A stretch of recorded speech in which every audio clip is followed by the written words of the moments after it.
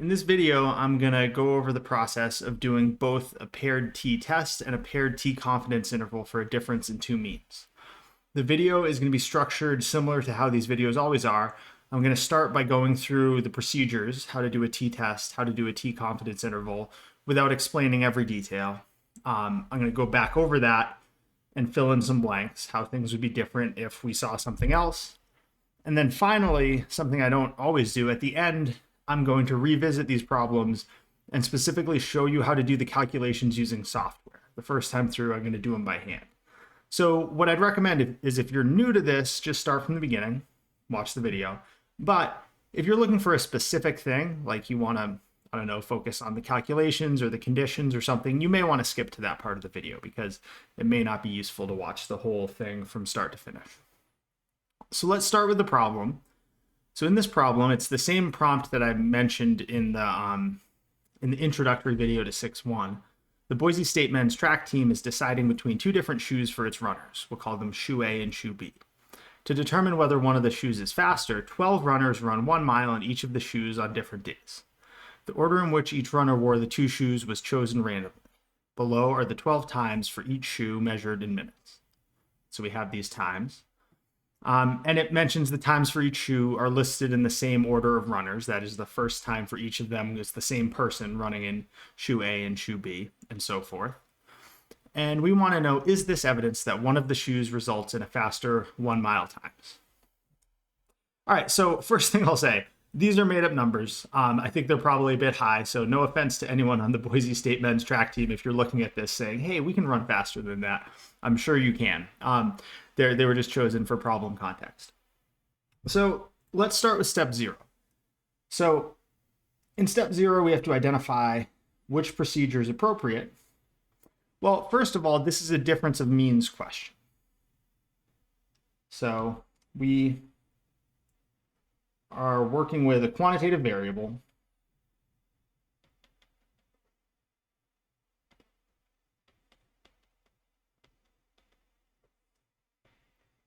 That is the time it takes to run a mile. And we're being asked about the difference in means. That is, we're interested in the difference in average time.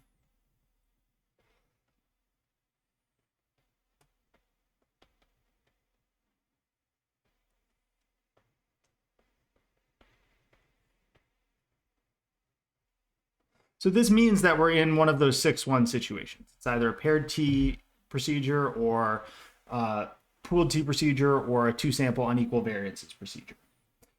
Our question is yes, no. Is this evidence that one of the shoes results in a faster 1 mile time? So it's a yes, no question. So we want to do a hypothesis test.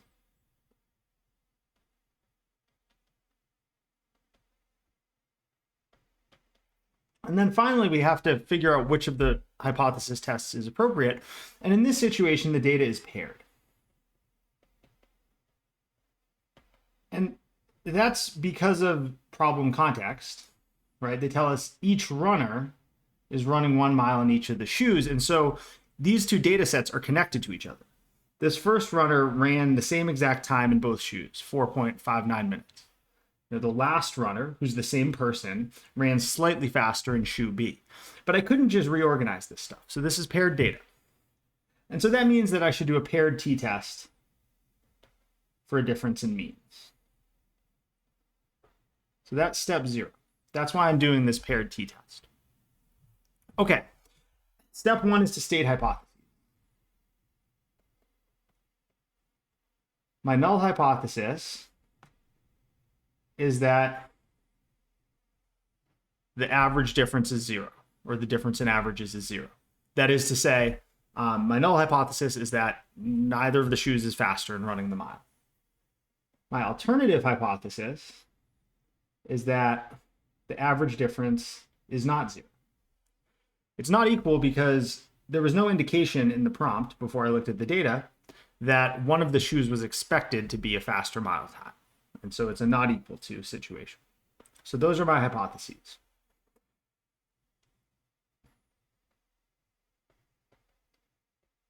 In step 2, I'm going to look at the conditions, but once I get past the hypotheses, what I need to do is I need to subtract these times. The whole idea of working with paired data is that if I subtract the two numbers, which makes sense because they're paired, right? They're not just written in some random order. I can look at how much faster or slower each runner is in each different shoe. And so runner 1, the difference is 0 if I subtract top minus bottom. Runner 2, the difference is minus 0.05, right? 4.54 minus 4.59, and so forth. So I can subtract all these times. And what I'm going to do, since I don't want to actually, subtract all these times by hand, in this case, it would be reasonable because it's only 12 things, but I want to define these data sets in R. I have them as comma separated lists, so I can do that.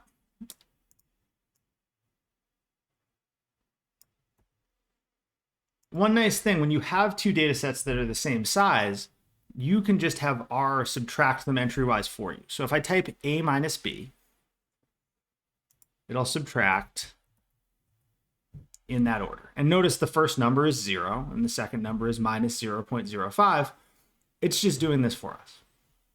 So I have this new data set, and so I actually should call it something. I'm going to call it, it's always hard, I'll call it, I guess, D for difference. So I'll call it D equals A minus B. And again, if I type D, I can look at this data set. And what I want to point out here, this is one of the most important things in learning the paired t-test. Probably the most important thing is recognizing that what I'm about to do from step 2 on is just a one sample t-test on this new data set of differences. That is, I subtracted these two things, I created a third single data set, and now I'm going to do what we did in 4.1. So one thing I'd recommend, if this is your first time through and you're really trying to learn this, pause the video and try to do the rest of the steps. That is, until the conclusion in step 4, I'm not even going to be thinking about this as two data sets. Until then, I'm going to be just doing a one sample t-test. So try to do step 2 and step 3 on your own. Check the conditions, do the calculation of T and P using this data set. I think that's a good exercise.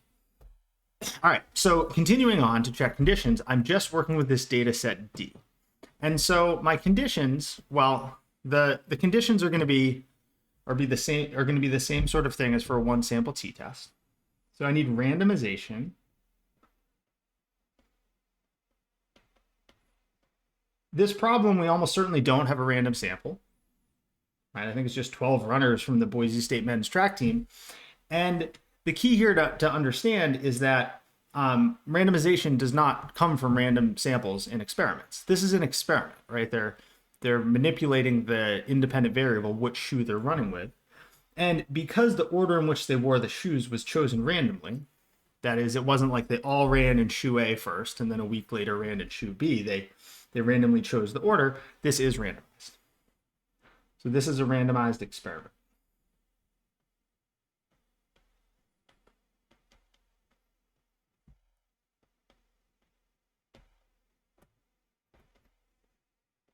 All right, the next condition is independence.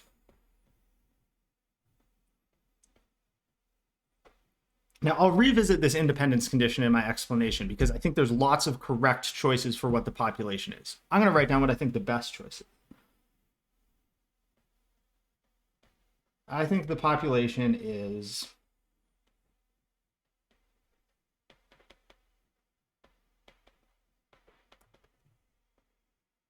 all attempts at running 1 mile. I'll say fast, running 1 mile for a time. And actually in the population should include who's doing it by the BSU track team.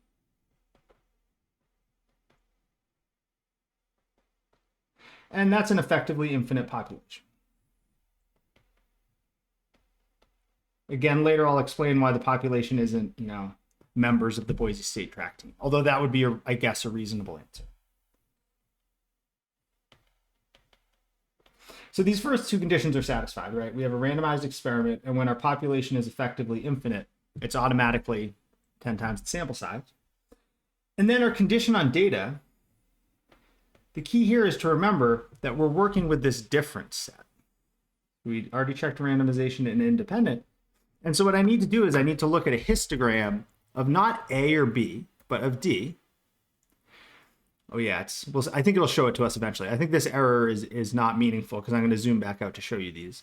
But the important thing to notice here is that I need to type in a histogram and box plot of the difference set, not of the set itself. So let's zoom to actual size and see if this worked. I guess I'll have to re-enter those commands because it was unwilling to do it with how zoomed out I was, or how zoomed in I was, I guess. All right, so let's go look at those. So let's look at a histogram. So this is my difference data set again. When I look at this histogram, I guess you could argue this is slightly right skewed, but you'd really be kind of picking at hairs, right? The idea here is that I don't see an obvious skew. It's a small data set. I'm going to say that this looks roughly symmetric. The box plot doesn't show any outliers. And so that means that both of those conditions are good. So we have roughly symmetric.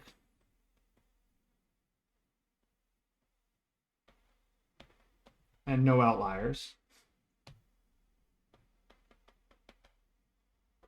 And this is what we wanted because our sample is small, right? So we need both of these. So this is also satisfied. And I'll just point out, when you're checking conditions, you write some stuff and it's useful at some point to indicate whether you think it's satisfied, right? I often do that with a check mark or an X, right? Rather than just writing out the words. It's just a quick way of saying my explanation is why this thing is true. And that's good practice as well when you're writing it out for yourself. So the conditions are satisfied. Step 3, we're going to do calculations. So let's zoom back in so we can see this better. So to do calculations, again, it's a one sample t-test on the difference. And so our t-value is, I often write it like this. The subscript d's are not actually strictly necessary. They're just to remind you that it's a difference, that these are the things from the difference data set. So in other words, x bar d is the mean of this data set d. Oh yeah, it's getting mad at me because I'm zooming in and out and it's messing with the graphics. So my mean of the data set D is minus 0.03. I'll add a decent number of decimals. The standard deviation of the data set D is 0.0604. And my sample size n was 12. And so putting this all together into this formula, my hypothesized mean difference was 0. And so my t-value is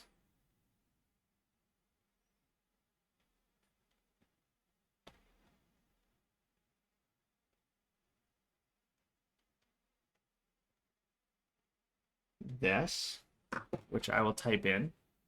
And I'll point out as I'm doing this, you could do even better by not rounding this at all, by instead of typing this, just typing mean of D, right?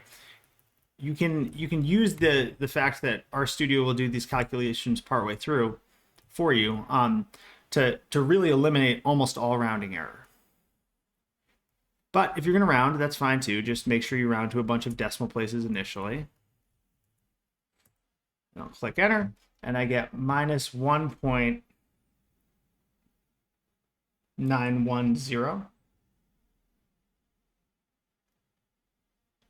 So that's my t-value. And now I want a p-value, and I'm going to draw the picture. Although at this point, you may be getting to the point where you don't need the picture, which is great. This is my t-value. My alternative was two-sided. And so I want these two areas. And so what I need to do is I need to type in pt of, well, t is already negative, but in any case, I would want this value here. so that I'm doubling that left area.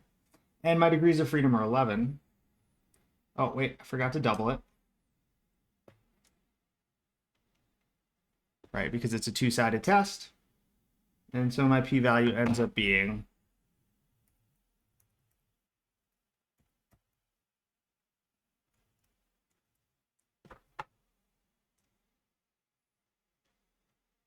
0.0825. So I've calculated P. I can move on to step 4. Step 4, I'm going to state a conclusion. And it didn't say it in the problem, but since it didn't, we'll use alpha equals 0.05. Since P is greater than alpha, we fail to reject the null hypothesis.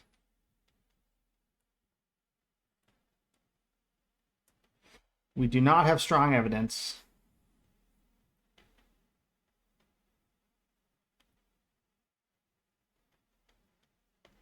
that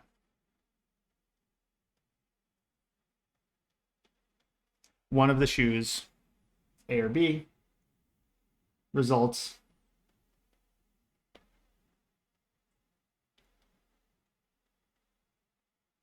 in faster 1 mile times. So we fail to reject, and in context, that means that we don't have evidence that one of the shoes results in faster 1 mile time. No third sentence addressing the conditions because they were all satisfied. So we're done with the hypothesis test. So again, I'm going to come back and go through some details on this, but I wanted to move on first to doing a confidence interval here because we're kind of in that zone.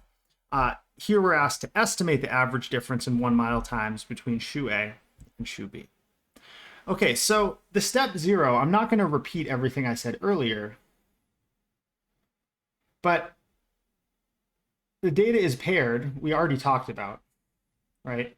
The only difference in why you would decide to do a confidence interval versus a hypothesis test using the same procedure is that our question is numerical.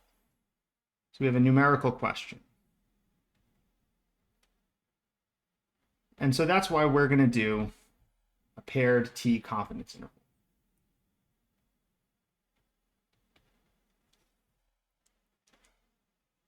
Step 1 of a T confidence interval is to check conditions.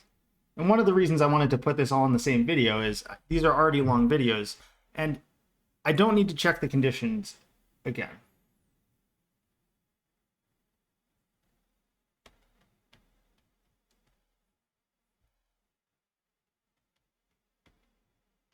Right? This really is just a one sample confidence interval on the difference data set. And so I don't need to recheck the conditions. The conditions for the confidence interval are the same as for a hypothesis test. You would have to check them if you were just doing a confidence interval, though. All right, so we already checked the condition. Step 2 in the calculations, again, it's just a one sample procedure. Our confidence interval is of the form, I'll write these subscripts sub D to remind ourselves that we're using the difference data set, but it's the same format as a one sample confidence interval. And so if we recall, we already calculated these things, right? X of D was minus 0.0333. I'll leave some decimals. I'll decide how much I want to actually round this to once I see what the interval is. Plus or minus. Well, we need T star here. What's T star? That's the only thing we don't have. Well, it's the same thing we would do for one sample confidence interval. Well, actually, I realized I did this intentionally. I always try to not say that it's a confidence interval, but we do have to decide what to do. So let's do a 90% CI. I did this intentionally and then forgot that I did it. Right. So let's say we're doing a 90% confidence interval. Then right here, we want to type in QT of 1 plus 0.9 over 2, 11.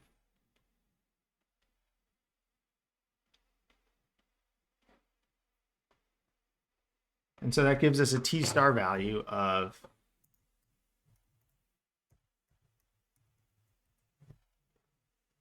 what did I do wrong? Oh yeah, I did not put in a comma.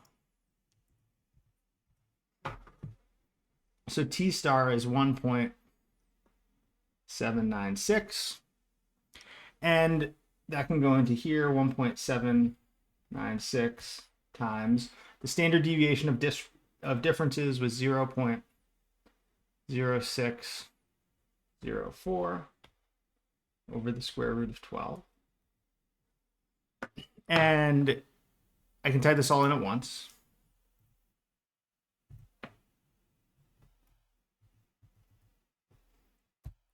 I'll do the minus first. It doesn't matter what you do first, but that's the first one that's going to get written down.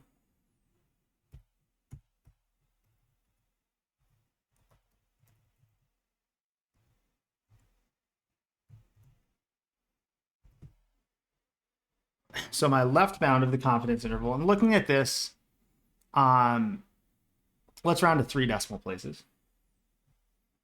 Okay, my side calculation here.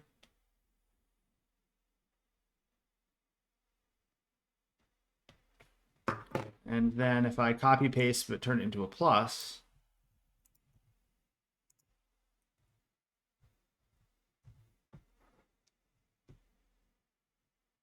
oh, I didn't want to do this. No, this is fine. This is I wasn't thinking when I chose a 90% confidence interval, but it doesn't really matter. All right, so this is our confidence interval. Again, wasn't really different from what we did with one sample. However, interpreting it, I think, is a bit trickier. So let's do step 3 here.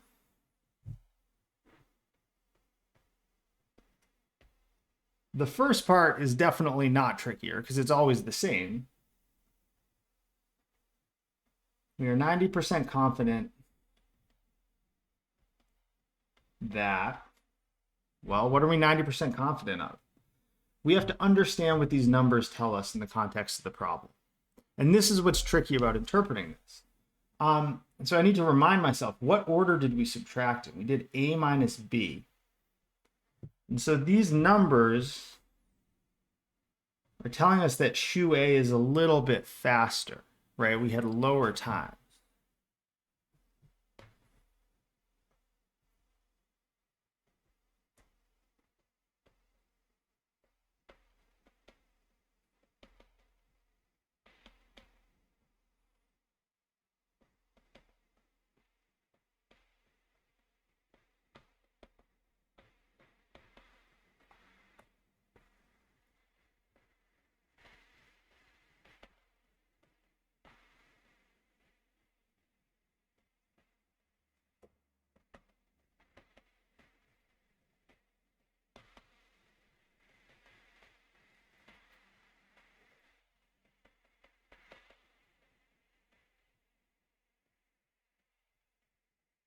So we are 90% confident that the average 1 mile time using shoe A is between 0.002 minutes and 0.065 minutes faster than it is for shoe B. When I revisit and work my way back through this, I'll talk more about this. Why did I switch the order of things like this? But this is where it's really important. When you write down your interpretation of a confidence interval, reread it and ask yourself if it makes sense. And that was the reason I just chose to put these in this order, because normally when you're referring to something as being between two numbers, you state them in increasing order. That's just how you say it. So I'll come back and talk more about that, but don't think that this step is just the same as it always was. This is one of the hardest things to do in terms of writing out interpretations of our results.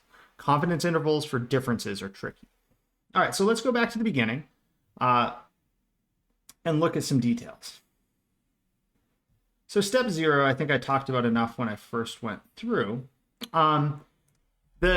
The key thing to remember here is that the paired t procedures are just one sample t procedures in a specific situation. The situation where we're looking at a difference of two data sets that creates a third new data set. So in step 1, I stated these hypotheses with sub d there. You could also state them without that, right? If you had your hypotheses as mu equals 0 and mu is not equal to 0, that's totally fine. Writing the sub d there is just really reminding yourself, look at the different data sets. It's not wrong to omit it though. All right, so our conditions, they're the same as they were for a one sample t-test because that's what we're doing. Again, randomization, don't assume that it's always a random sample. This was an experiment. It's probably not a random sample. Independence, I said I would get back to the population. You want to ask yourself, like, what are they really studying, right? Because if the population were just runners on the Boise State men's track team, you wouldn't really need statistics, right? I mean, I don't know how many runners there are in the Boise State men's track team, but there can't be that many. The idea is that what we're actually sampling, we're having them put on a pair of shoes and run a mile. That's not telling you the complete picture, right? If someone goes and puts on a pair of shoes and runs a mile, you don't know how fast they are at the mile. You have one data point of how fast they are at the mile. So I think a more reasonable population to be talking about is all attempts at running 1 mile fast by the BSU track team, right? Because that's what they're trying to do. They're trying to run a mile fast. And we're trying to understand over all possible situations when a Boise State track team runner runs a mile, is one of these shoes going to be faster? Now, if you were to answer this question and you said the population was members of the Boise State track team, I would probably accept that answer, although I think it's not a great answer. Or if you said it's, all runners or something like that, again, I would probably accept that. But I think a better answer is that we're really talking about individual attempts. Okay. In terms of the data, the big key to remember is we looked at the difference data set. We're always working with the difference data set. As soon as we calculate it, right? I started doing it by hand, but I ultimately just did it in software. As soon as we've calculated our difference data set, we no longer look at the fact that we have two data sets until we get to the very end and write our conclusion. That's when we have to remind ourselves, oh, we actually were talking about two things, not one thing. All right, so the calculation, I think, is relatively straightforward once you realize what you're supposed to plug into there. It's the same as for a one sample t-test. It was two-sided, so we had to double it. And in our conclusion, we failed to reject the null hypothesis, which means we do not have strong evidence that one of the shoes results in faster 1 mile times. So there I did remind myself, wait, we're actually talking about two different data sets, right? We're comparing the times for the different shoes. One thing I'll point out, I don't know if I've talked about this in any videos yet, when we fail to reject, we don't conclude that the null hypothesis is true. It would be incorrect to write something like the shoes result in the same 1 mile times, because that's simply untrue. From our data set, runners did run slightly faster in shoe A, right? The average difference was negative, and we were subtracting shoe A minus shoe B. And so a negative number, that means lower times, faster running. So there is some amount of evidence that shoe A is faster. It's just not strong, right? This is something that could have happened by chance if, in fact, the shoes were just the same exact shoe a little over 8% of the time. All right, so that's our conclusion. Moving on to the confidence interval. Again, I think calculations, once you remind yourself that you're working with this difference data set, aren't too bad. Conditions are the same as what we did above. The big thing to realize here is this interpretation. And so I'll go a bit more in depth into this interpretation. When I'm often doing this in my head because I've done this enough, but when I'm writing an interpretation for a confidence interval, I'm rewriting it a few times because I often write it down a first time in my head or on paper, and I'm thinking, oh, that's not good. That doesn't make sense. And so I did a few things here. So first, I figured out, what do these numbers mean? I said, all right, we did shoe A minus shoe B. That means shoe A is faster, right? At least in both of these numbers. These two numbers are indicating that shoe A is faster than shoe B. And then what I did was I said, look, if I'm trying to interpret this, I shouldn't report these as negative numbers, right? I could say that shoe A is minus 0.002 slower than shoe B. That's just confusing. So I converted these negatives into positives, which is a useful thing to do when you're interpreting confidence intervals for differences. You often get negative numbers, and you can often rephrase them as positive numbers by using different words, right? Instead of negative time slower, positive time faster. And then I reordered it. I said, look, if I'm going to turn these into positive numbers, it's going to make more sense to someone interpreting it if I write them in this order. And all of that comes together into we are 90% confident that the average 1 mile time using shoe A is between 0.002 minutes and 0.065 minutes faster than it is for shoe B. Again, reread your sentence, ask yourself if it makes sense, and if it doesn't, it's often just a few tweaks you need to make, right? Like maybe you did a really good job and you were almost there and you just had these numbers switched. That wouldn't be wrong. It would just be a bit confusing, right? People don't generally list numbers in decreasing order in this sort of situation. Okay, so I've done my going back over it. I want to do the final thing here, which is to show you how to calculate these values using software. And I think this will be pretty quick because I already have everything entered into software. So all this is possibly replacing is step 2 of the confidence interval and step 3 of the hypothesis test. And I'll also point out, it's not actually that useful. It's maybe a little bit quicker, but because this really is just a one sample t-test, doing this in software is not something that is going to save you some huge amount of time. But I want to show you how to do it. So in order to do this, let's see what I should do. Let's zoom all the way back out. And let's switch to, yeah, let's erase all this and let's make sure it zooms a little bit better. All right.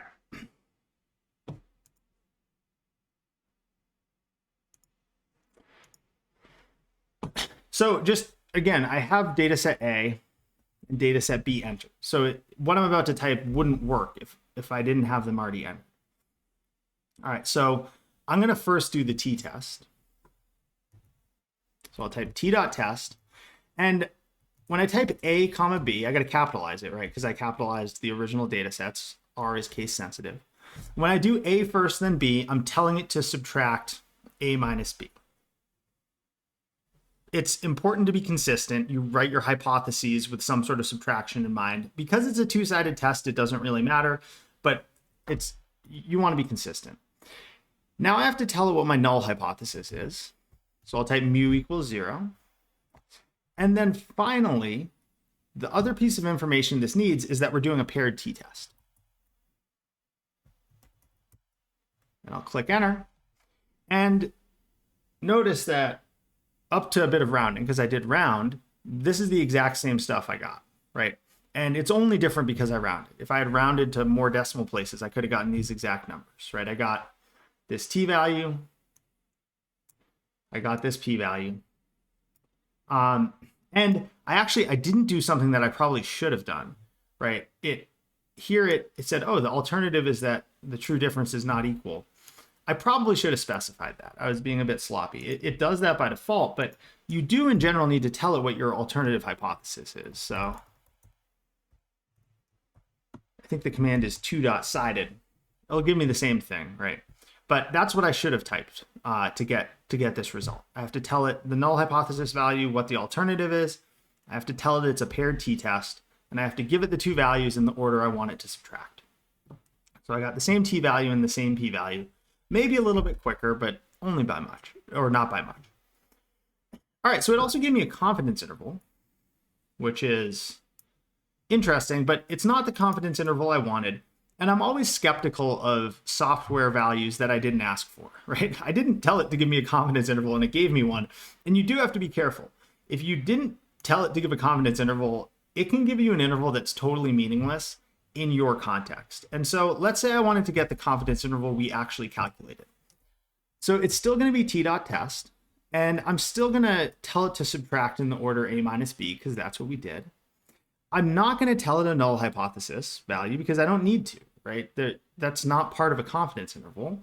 I'm not going to tell it an alternative hypothesis because that's not part of a confidence interval. What I do need to do, though, is I want a confidence level that's not 95%. I want a confidence level of 0.9. And I'll click enter, and I guess this is getting cut off a little bit. Yeah.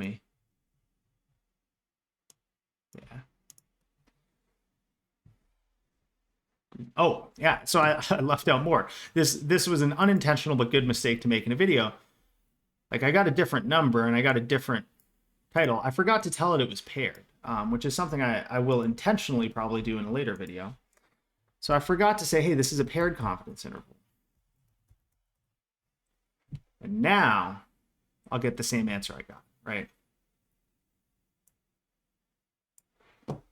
This was the confidence interval. And again, in this situation, it gave us the correct hypothesis test stuff up here, but I'm skeptical of it. I'm always skeptical of things I didn't ask for. I did not tell RStudio what my null hypothesis was or what my alternative hypothesis was. So anyway, that's how you do this using software. It's not too bad. I think one of the biggest risks when you're doing this stuff with software is the fact that you can get outputs that are just not right instead of error messages, right? That, like, for instance, here, I got a 90% confidence interval, but it was not correct because I didn't tell it that it was a paired data set, right? So you do have to be careful with these things using software. One of the reasons that I like to give you this information for the t-test, even though it's somewhat unnecessary, is it's really easy to do once you already entered data. And so it's a nice way to check your answers, right? That is, I calculated this confidence interval by hand. I also did it in RStudio, and it gave me the same thing. So that's a good sign that likely what I did was correct. All right, so hopefully at least part of that video was helpful depending on where you are working through these paired t-tests. And remember, as you're doing this, there are other t-tests, right? There are 2 sample t-tests and pooled t-tests. So look for those videos as well as you're working through that sort of problem.